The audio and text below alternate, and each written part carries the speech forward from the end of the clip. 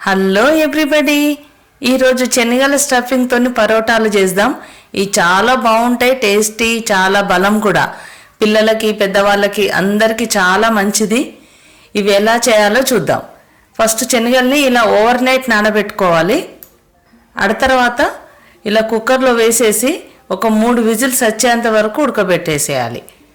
3 whistles వచ్చిన తర్వాత ఇలా సాఫ్ట్గా వస్తాయి చూడండి. ఇప్పుడు పైన పరోటా కొరకు పిండి తడుపుకుందాం. కొంచెం గోధుమ పిండి తీసుకొని కొంచెం సాల్ట్ వేసుకోవాలి.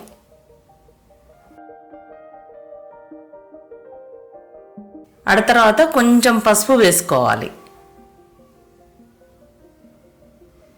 తర్వాత 2 టేబుల్ స్పూన్ ఆయిల్ పోయాలి. ఈ ఆయిల్ పోయడంతో చాలా సాఫ్ట్గా చాలా బాగొస్తాయి పరోటాలు. అంతా ఇలా ఒకసారి కలుపుకోవాలి.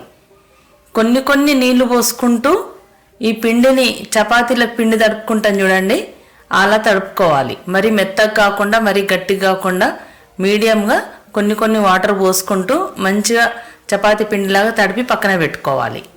ఒక 15 నిమిషాలు ఇలా క్లాత్ కప్పేసి పక్కన ఉంచేయాలి. శనగల్ని ఇలా మిక్సీ పట్టుకోవాలి. ఇలా మిక్సీ పట్టుకున్న శనగల్ని ఇలా ఒక బౌల్లో వేసేసుకొని కొంచెం కారం, కొంచెం సాల్ట్, మనం శనగల క్వాంటిటీని బట్టి వేసుకోవాలి. ఇది కొంచెం ఆమ్చూర్ పౌడర్, ఇది దీంతో చాలా బాగుంటుంది టేస్ట్. తర్వాత సబ్జీ మసాలా ఇది ఉంటే వేయండి, చాలా బాగుంటుంది. లేదంటే కొంచెం గరం మసాలా వేసుకున్నా పర్వాలేదు. తర్వాత కొంచెం కస్తూరి మేతిని ఇలా నలిపేసి వేసేయాలి.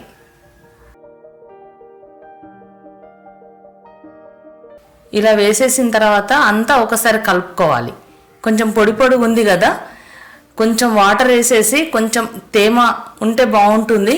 కొంచెం వాటర్ వేసేసుకొని కొంచెం ముద్దలాగా చేసుకోవాలి. మనం ఇప్పుడు భక్షాలు చేసుకుంటాం చూడండి, అట్లా ఉండాలి లోపలి పూర్ణం. ఇట్లా చిన్న బాల్ లాగా చేసేసుకొని అన్నీ పక్కన పెట్టుకోవాలి. ఇది స్కూల్కి పెట్టాలనుకుంటే నైటే ఇదన్నీ తయారు చేసుకొని పొద్దున లేవగానే చేసి ఇవ్వచ్చు. తర్వాత ఈ పిండిని తీసుకొని మనం భక్షాలు చేస్తాం కదా, సేమ్ అలాగే చేయాలి.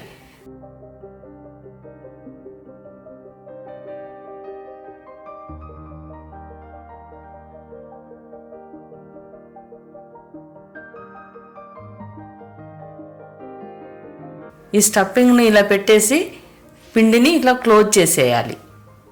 సేమ్ మనం బూరెలు భక్షాలు చేసుకుంటే ఎలా చేస్తామో సేమ్ అలాగే చేయాలి.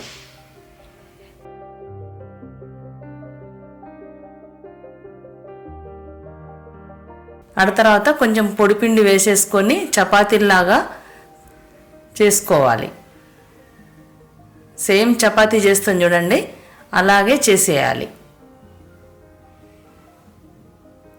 ఇవి అందరు ఇష్టపడతారు, చాలా ఒంటికి కూడా చాలా మంచిది. ఇలా అన్నీ చేసేసుకొని కొంచెం గీ లేదా బటర్ వేసేసుకొని 2 పక్కల మంచిగా ఫ్రై చేసుకోవాలి.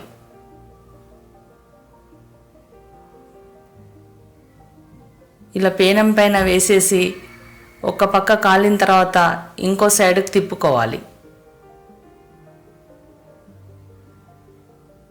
అటు మొత్తం కాలిన తర్వాత ఇంకో సైడ్కు తింపేస్తే చూడండి ఎంత మంచి పొంగుతుందో.